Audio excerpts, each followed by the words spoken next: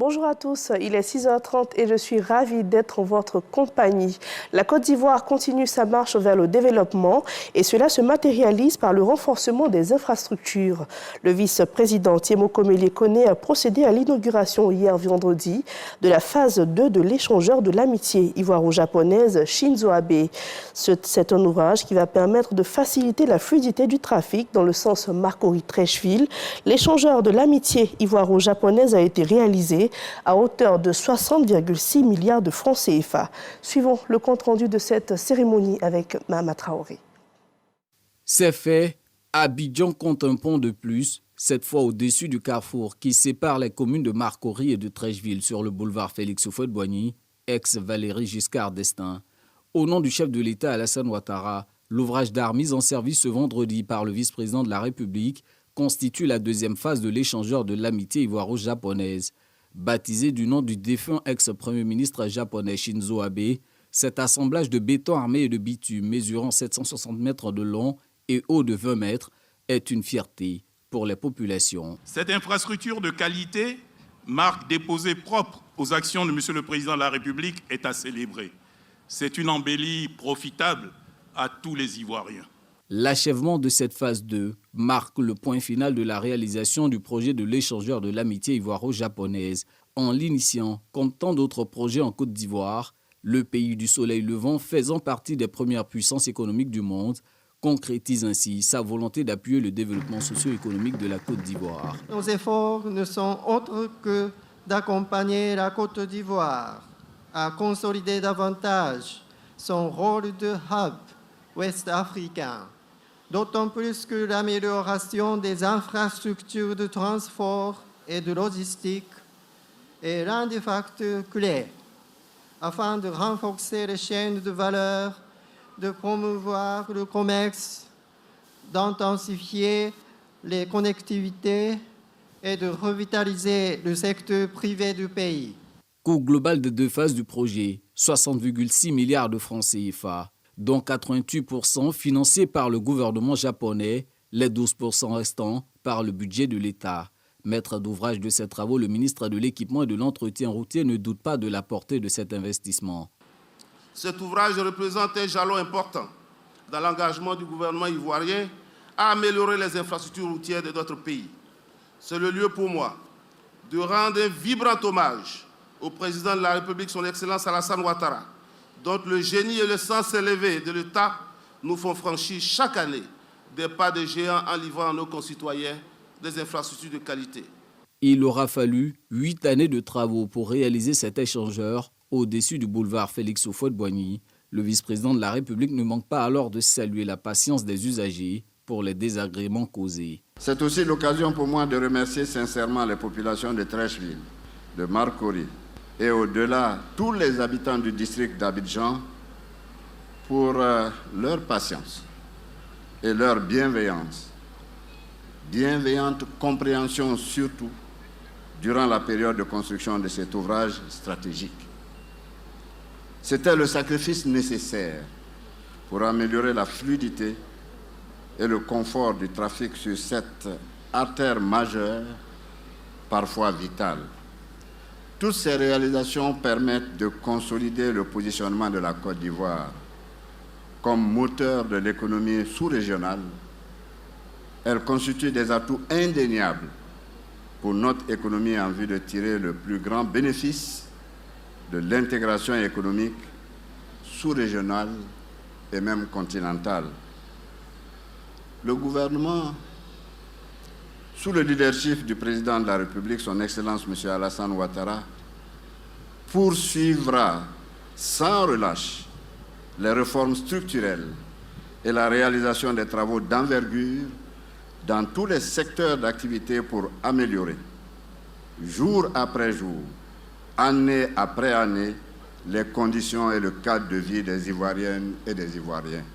Ponts, échangeurs, routes, pour améliorer la mobilité urbaine dans le district d'Abidjan, source de dynamisme économique, les travaux engagés par l'État, selon Thiemo Komele Kone, se chiffrent à plus de 1 000 milliards de francs CFA. Et toujours au sujet de la coopération Côte d'Ivoire-Japon, le ministre ivoirien des Affaires étrangères et son collègue de la transition numérique sont à Tokyo. Ils ont pris part à la réunion ministérielle préparatoire de la 9e conférence internationale sur le développement de l'Afrique. Une occasion de présenter les potentialités de la Côte d'Ivoire aux investisseurs japonais. Michel Dicry. Tokyo, nous sommes dans la capitale du Japon. Les ministres Léon Kaku Adom et Ibrahim Khalil Konaté prennent part à la réunion préparatoire de la TICAD 9, la conférence internationale de Tokyo sur le développement de l'Afrique. Les sessions plénières se sont tenues sur les thématiques de la paix et la sécurité ainsi que sur la promotion du commerce et de l'investissement. En marge des travaux, la délégation ivoirienne a eu une rencontre bilatérale avec la ministre japonaise des Affaires étrangères, Yoko Kamiwaka, qui a réitéré la volonté de son pays de renforcer davantage ses relations de coopération avec la Côte d'Ivoire, plaque tournante de l'Afrique de l'Ouest francophone. Les deux ministres ont convenu par ailleurs de coopérer étroitement en vue d'assurer le succès du Forum économique public-privé Japon-Afrique qui se tiendra en Côte d'Ivoire en décembre prochain, en gardant à l'esprit l'augmentation des investissements du Japon. À l'occasion des différentes rencontres qu'il a eues, le chef de la diplomatie ivoirienne a transmis les cordiales salutations du président Alassane Ouattara à l'empereur Naruhito et à tout le gouvernement du Japon.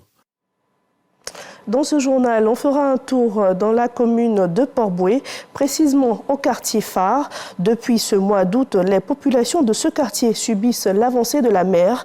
Plusieurs habitations ont été détruites par les vagues, une situation qui inquiète les habitants. Ils craignent la disparition totale de ce quartier avec l'avancée de la mer. Khalil Diomandé.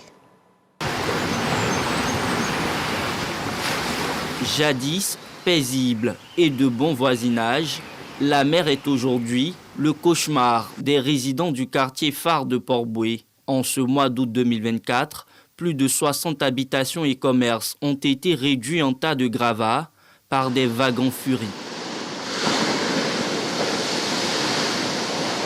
Ce raz-de-marée qui a contraint de nombreuses familles à quitter les lieux n'est pas inédit. Ça avait l'habitude de faire chaque année. D'habitude, quand ça vient, si c'est trop, peut-être 1 à 2 maisons, et puis ça se retourne. C'est cette année que nous constatons que ça fait plus de dégâts. Dans la journée, on remarque que la mer est calme. Et donc, dans la nuit, les vagues sont énormes. Donc, dans la nuit, ça fait des dégâts. Le vieux Kwaku est l'une des victimes de l'avancée de la mer. Sur les ruines de son bâtiment qui servait d'église, il est encore stupéfait. À 5 heures, la mer est venue pour casser l'église. Il y a un jour de l'église, on a mis ça chez nos voisins. J'ai vu que la mer est proche. Parce qu'avant, la route de Bassam, là, c'était ici. Tout ça là, la mer est bouffée. Ce groupe de jeunes en balade sur la plage perçoit ces dégâts comme les conséquences du réchauffement climatique, amplifiées par la pollution de l'environnement. Les riverains d'ici là se permettent de jeter les ordures, les sachets, les déchets et eau dans la mer, voilà, qu'on fait que la mer agitée, qui a créé tous ces dégâts. On ne respecte pas l'environnement. Le littoral ivoirien, autrefois long de 566 km, a vu ses 3/4 disparaître au cours des dernières décennies. Selon le ministère de l'Environnement, chaque année, les vagues avancent en moyenne de 1 à 3 mètres. Le quartier phare est sous la menace. Les habitants ont le sommeil troublé car conscients du danger qui les guette au quotidien. Même pour dormir, des fois même, c'est un problème. On a peur, voilà, et à minuit, ça commence à casser les maisons. Puis il n'y a pas autre issue pour sortir. Tous nos voisins qui étaient devant là, ça a pris la maison de tout le monde. C'est les maisons qui sont devant là qui nous protègent derrière ici. Et maintenant là, vraiment, on a peur. Si l'État peut nous aider, ça va nous faire plaisir. Au jour d'aujourd'hui, la mer est très avancée. Donc dans des jours à venir, dans des mois ou des années à venir, ça risque de carrément balayer toutes les maisons qui sont là. Tout comme le quartier phare de Port-Bouët, une pléthore de réceptifs hôteliers de la cité balnéaire de Grand Bassam subissait de plein fouet les effets de l'érosion côtière en août 2023. Le phénomène devient de plus en plus inquiétant au fil des ans. Un atelier portant sur le fonds d'appui à l'investissement de la diaspora de Côte d'Ivoire s'est tenu hier à Abidjan. C'est une initiative de la Direction générale des Ivoiriens de l'extérieur. L'objectif de ces travaux est de présenter les modalités pratiques pour la mise en place de ce fonds. Jean-Louis Bongo. Selon la Banque mondiale, les transferts officiels de fonds des Ivoiriens de la diaspora, évalués à 1042 millions de dollars en 2023, soit plus de 600 milliards de francs CFA, sont investis dans des activités peu productives. C'est donc un potentiel financier que le gouvernement entend bien mettre en valeur en incitant cette diaspora à investir dans des créneaux porteurs. Notre diaspora contribue au PIB dans une fourchette d'un peu plus d'1%. Et l'intérêt pour nous aujourd'hui, c'est de faire en sorte que cette diaspora, qui est une opportunité selon nous, contribue réellement au développement par un dispositif mis à sa disposition. Un dispositif d'accompagnement financier réel qui fait qu'elle n'hésite pas à s'engager, à venir investir au pays. Ce dispositif, c'est le fonds d'appui à l'investissement de la diaspora de Côte d'Ivoire, au centre de cet atelier. Un mécanisme qui veut assurer une forte implication des expatriés ivoiriens à l'effort de développement national.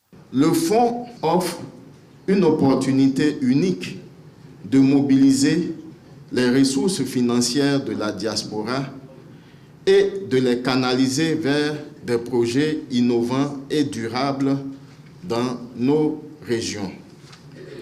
Tout en facilitant l'accès au financement et en offrant un soutien technique, nous pourrons encourager davantage les investissements de la part de nos compatriotes établis à l'étranger.